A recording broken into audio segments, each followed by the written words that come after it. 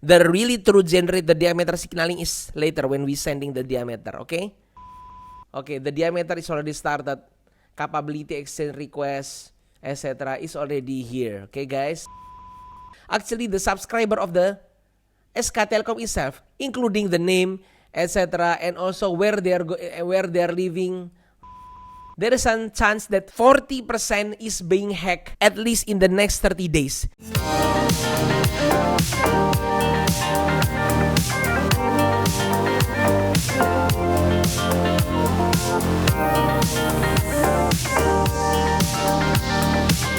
Hi, welcome to Rifki the Cyber. Now I'm going to say Sarangeyo because I will bring you the news from the South Korea. It's about the breach recently to the well-known operator in Korea. The name is SK Telecom, South Korean Telecom. There is a breach on April 19.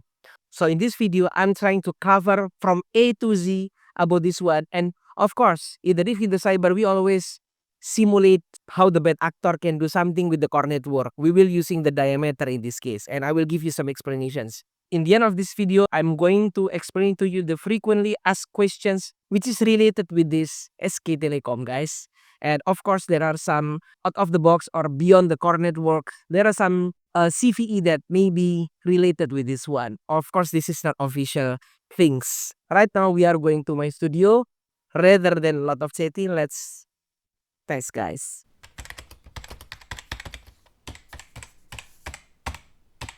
Okay guys, currently I'm already in my studio now.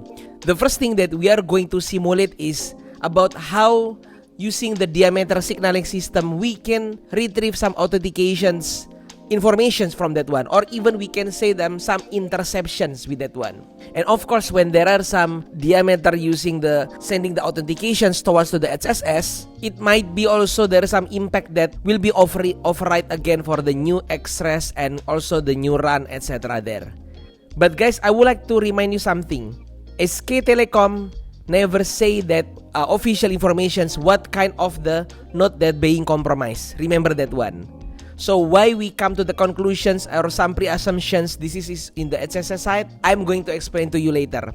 Now we are going to do some simulations of exploitations in the core network side first. And then later we will go to the frequently asked questions. And of course, we will go to some another different aspect from the IT things in this case, which is CVE related. Okay, now we will go to my repository in this case. So this is my repository. I will go to my repository here. So this is my repository. We just need to download this one. Guys, as of now, I'm going to make this is private. Okay, guys? So until I get some minimum view that I want to achieve from this video, when the minimum requirement view that I'm expected is already achieved, then I'm going to share this from the private to public. Okay, guys? So please help a lot for this. Share this video as much as you can to your friends or to your colleague, etc. Okay, so now we are going to download this one. Download zip for this one. And then we just go to this. I just put it in the desktop, no worries. And then I'm going to extract. Check this one. Okay, so this is the file itself. Okay, guys. So this is the script is resided here basically. And this is there is some library. Okay, guys. No worries. Okay, you just need to look my video later if you want to try. When I already share this, switch on to be the visibility is become the public in this case. Okay, before I'm going to then I'm going to open this flow in this case, guys, so you will can get some understanding. Or I prefer using the PowerPoint. Do I put some PowerPoint here or maybe I put it here? PPT. Okay. Okay, guys, this is simplified flow how the user equipment from the attached until its authentications, etc., which is involving the user equipment in Node B, MME, and also the HSS. Remember, I told you, right? The SK Telecom never reveal this is his HSS side, but I will tell you why later. So this is just pre-assumptions. You know, right? Initial user equipment will message using the S1 AP. Go to the MME. I will just go to this one and asking for the attach request. So for the MME, it will initiate, okay, we need to do some authentications. Are you eligible or not to attach to my networks? So from the MME is sending authentication info request toward to the HSS. And then in the HSS, it will sending some random and then expected result out authentication number and CASMI. Remember, in the HSS, they have the name is key. the key, the spelling is like K and I, okay? That one is used, will be provisions in the physical SIM card. Also, there is a key in that case. In this matter is, if you are really eligible, the SIM card that attached, you and me have the same key I in this case. But I don't want to exchange the key. I'm going to sending some random number all the time in this case, okay? And I'm going to send it to you also the challenging EPS code authentications. So that's why from the HSS side, it's replay, okay, I'm going to give you run, express, etc. This is the authentication info answer. But from this one, from the MME, although they got all of this, run, express, authentication, and Kasmi, they just sending the random and then also authentication number in this case. But it will keep the express in the behind like this, okay? And then after that, when the user equipment compute the RSS and sending this, okay, you want me to authenticate? Okay, you tell me to authenticate. Okay, I am going to authenticate. This is my result of my calculations. Is it the same with you or not?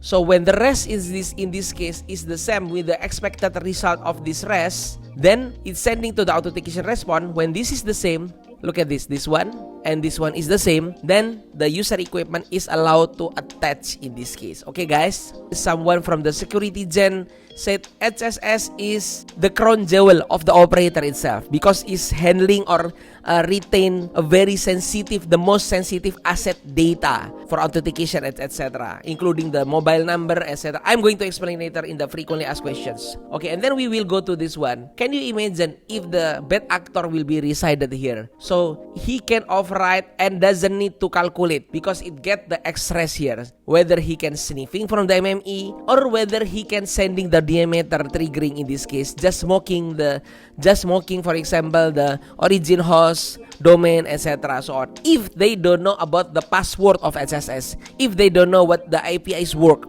but diameter is standard, right? After this, I will just put some simulation start right now. I'm going to put also here in the new windows. Okay, we will just put the new windows in this case, and then we will go to desktop and diameter in this case, and then go to script, etc. Okay, and then I will go PWD. I need a girl to write. Okay, so we just relax in this case. You can sing your song or grab your coffee by waiting in this one. Okay, first I just need this one. Okay, so the first is I'm going to simulate this one first. This one. I just simulate this one, attach, etc. in this one, and just simulate this one to make it simplify. Okay, guys. So in this case, for example, the script itself, X, and then this is actually the attach simulations. This is nothing. This is not generate anything. I will tell you. This is just only to give you some visual things. The really true generate the diameter signaling is later when we sending the diameter. Okay. So we will do like this, and then after that, let's check. Oh yeah, I forget. And this one, and then it will generate just to give you the example. Okay, this is initial UE message and attach request. Just give you some visual things related with this one. Okay, initial and then attach request. Okay, you normally just some bunches of this. Okay, for example, I'm capable to do some IMS. I'm the LTE handset, etc. This is my IMSI, etc., and etc. Okay, so it's like that. Now, what I'm gonna do, I'm going to open this, and then I'm going to sniffing the loopback. This is the loopback. So it's our time now to trigger the diameter in this case. Okay, guys. So what we're gonna do, I will just go to this one and then clear, and I'm going to switch on my HSS, guys. Okay, so HSS server Iska Telecom. Okay, this is just simulations. Okay, guys. And then next, we will running the Python. Also this is still using the Python 2.7. Okay, guys. So, and then we will just look at from this one. Where is it? Why this is closed? Okay, I will just go to sniffing this one. This one, when I running, there is nothing here, but actually is listening in the 3868 in this case. Okay, now I'm going to running this. Okay, the diameter is already started. Capability exchange request, etc. is already here. Okay, guys, this is authentication information request. Before I continue, don't forget to subscribe, switch on the bell, and like this channel, okay? And then share this channel to others. Okay guys, thank you so much. I'm going to show you to you what is the script looks like, okay? So this is the script, guys. So look at this one. I'm just going to give you the snippet of the script, okay? First is the script sending the capability exchange request, okay?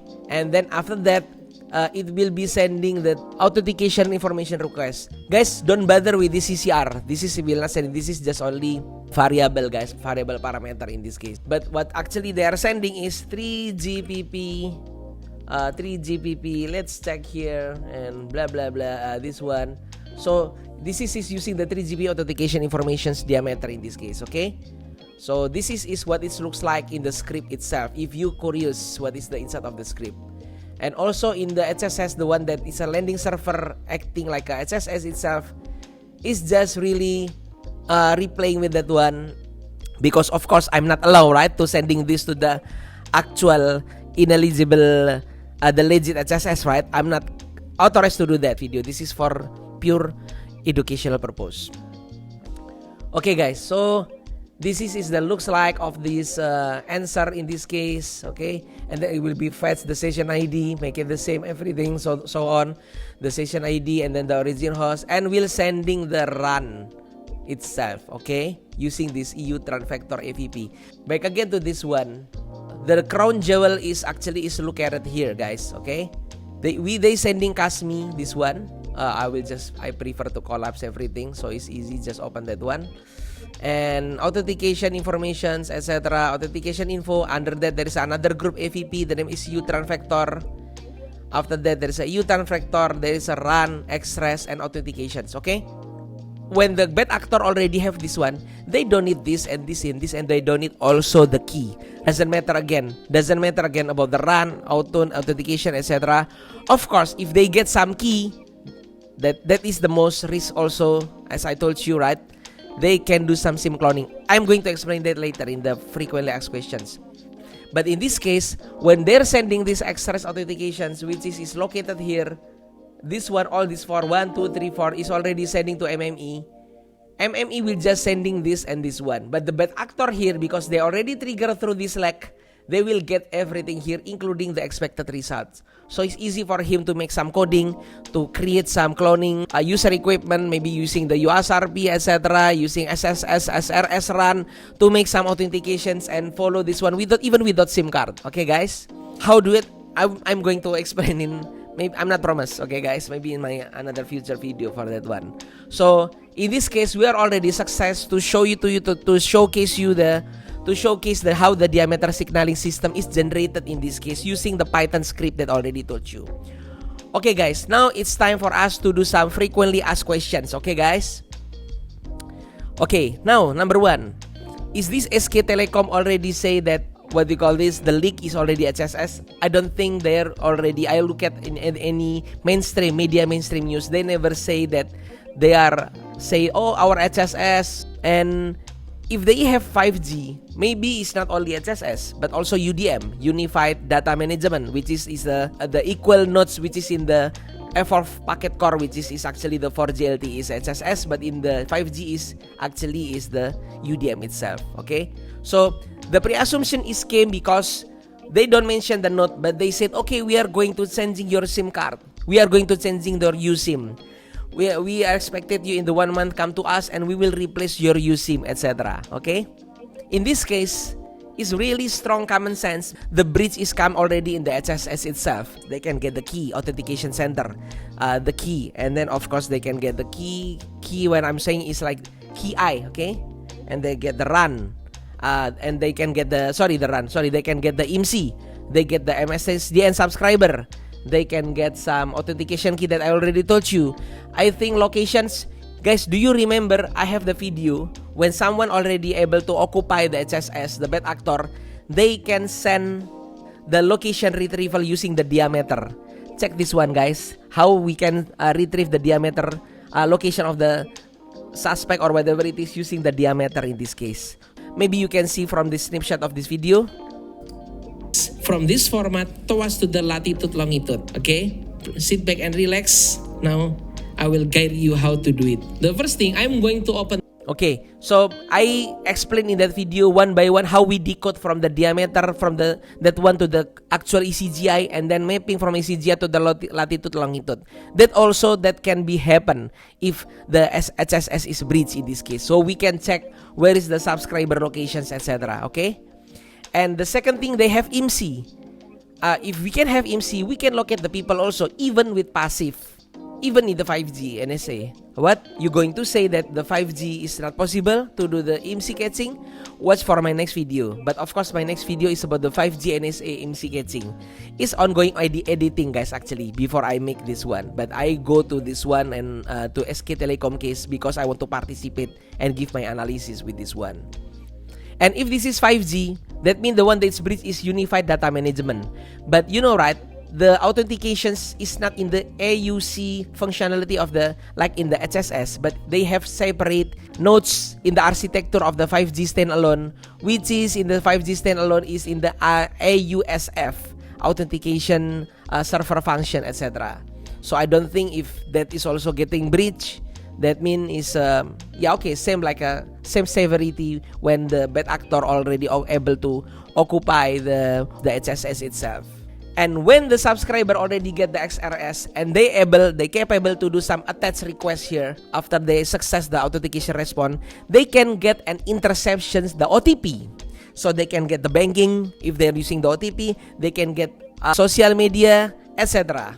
Oh yeah, guys, is SK Telecom really have 5G or 5G standalone or non-standalone? Put your comment here, okay, guys? Okay, guys, this is in the aspect of the really 100% in the core network. Okay, guys. And the second thing, beside this, bad actor can do some running some diameter separations, or they redo some to get some X-rays, etc. Or maybe they can sniffing in the HSS with the X-rays being sent when they attach, etc. They also, if they have this data download offline, they can cloning the SIM card and they can do the same thing like I told you.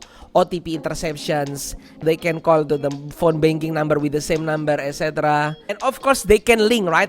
This mobile number is belong to this IMSI. Because if someone already have IMSI, they know, for example, they can retrieve and they can get the passive IMSI catching or maybe the actual IMSI catching. They know, oh, this IMSI is belong to this number, okay? This IMSI belong to this one. Right now, we don't know, right? When we can get the IMSI, we don't know this IMSI belong to which number. And the number is usually the one we know in the publicly, right? In that HSS, they have also ICC ID in this case. That's why it's really getting strong pre-assumptions that the breach is happen in the April 9. The South Korea Telecom is related with the HSS. Look at my, I'm talking like something like that, right? Sorry, apologize for that one. Maybe I talk too. Sometimes I'm nervous. I'm still nervous, guys. Although my video already more than 100 videos. But when the bad actor already get the ICC ID, authentication key, etc., IMSI, MSS, and how they clone? They can clone with some Sysmocom GR, etc. You know what? There are some tools that able to cloning and program the SIM card in this case. Anyway, guys, I would like to highlight also in this attach request. When the attach request is happen, and when there is some phone already attached and then there is some another attached, there is a chance also the MME will sending the cancel locations from the old one. Okay, so the old one will not able to do the attach request unless they are restarting their mobile phone and they try to attach again in this case. Okay, so this is the attach request. In the USIM also, the South Korea not only just the mitigation, not only just giving the USIM, etc., but they put the USIM with the protections of the, maybe they just want to hard code that, or they will program what will be your IMEI of your phone, because we want to block uneligible devices which is not belong to your number, belong to that devices. It's actually, we want to make sure the number that belong to your device is came from your device, not from others. And they will put restrictions of the IMEI in their own EIR for the restriction of the IMEI user equipment in this case. There is some another question. Is there some personal things will be revealed? Maybe the bad actors, they can get some personal informations. Well, I don't know. supposedly in the HSS there will be some personal informations. Maybe in their own CRM they have it. I don't know whether the breach came also to the personal to the CRM of the SK Telecom itself. We don't know about that one. But the thing is, currently is very easy, guys. Very easy to get. For example, this number belong to which one, right? And also there are so many breach with the social media recently that happened. So we can get this kind of, for example, this one. Look at this. I will just grab this one from the SK Telecom number. So this is the guy that actually the subscriber of the SK Telecom itself, including the name, etc., and also where they are living, right? So it's really completed here actually, guys. So even we know which one that where they are reside, whether in the South Korea itself, in the Seoul, or in other country. It will be revealed also because of this in the dark web breach identity of the social media itself. Okay, guys, doesn't matter if this personal information is leaked or not. Mobile number is leaked in everywhere. Okay, guys, so this is the things. And somehow, I don't know if you still remember, I have also my video when the bad actor already occupied the HSS. They also can running the denial of service by sending the cancel locations. Maybe from the MME, a bad actor acting like a MME and sending, instead of the authentication request, they also sending the cancel locations just to make the subscriber is denial of service in this case. I think I already put it in this my video in this one, or I'm going to put in the card, and maybe I will just put all some necessary video that I mentioned to you in the descriptions of this video, guys. Don't worry. Okay, guys, now I'm about to discuss about something that beyond the telco, etc., so on, but I would like to focus in the privilege escalations and IT things related with the common vulnerabilities that related with this one. First of all, I'm going to put the credit to Salim. Salim is the director of the CT1 Incorporated in Taiwan. If I'm not wrong, CT1 is actually the part of the subsidiary of the Trend Micro organizations corporate also. He said that actually there are some unofficial source, but we need to be cautious that actually there are some common vulnerability that happen in that SK Telecom that related with the privilege escalations in the Oracle Solaris in this case. This is related with the BPF door. Okay, guys? That is the malware. They call it the BPF door. The malware, the BPF door itself, is utilized and exploit the common vulnerabilities. The code is like this: the CVE 2019-3010. Now, what I'm going to show to you is to give you some predictions, some predictable how the chance if some customer or some premises have this CVE, how chance is going to be hacked and exploit for this one. So what I'm gonna do, I'm just going to this one. I prefer to use the CVE to EPSS score. In this case, we will see the score itself. So this is the name CVE, and then 2019, and then 3010. Okay. If you Google this, you will be surprised because even the POC of the exploitation is also publicly in the GitHub itself. Okay, this is the one. Okay, guys. So this is the detail. This is the one. Okay, come back again to here. So if the machines, environment, the ecosystem have the CVE, there is a chance that 40% is being hacked at least in the next 30 days. 40% being hacked or 40% being exploit is very big, guys. Something that really need to be tackling in this case. This can make some bad actor, which is with a very low privilege, can access using the X screensaver, etc., so on, to the Oracle database. This is they can uplift the privilege or privilege escalations and accessing that one. Okay, guys. So that is something that beyond the core network, etc. This is actually the IT things, right? The cyber IT things related common vulnerability itself. Okay, guys. This is the aspect of the IT itself, that the one that I would like to show it to you. I already discussed it to you, the aspect in the telco. This is aspect in the common general CVE, not related with the telco. Can be related in everywhere with this common CVE itself. Okay. Also can be exploited by this malware BPF door in this case. Okay, guys, I think that's all. Hopefully this is useful for you. And as I always say in my other previous video, keep learning and stay humble.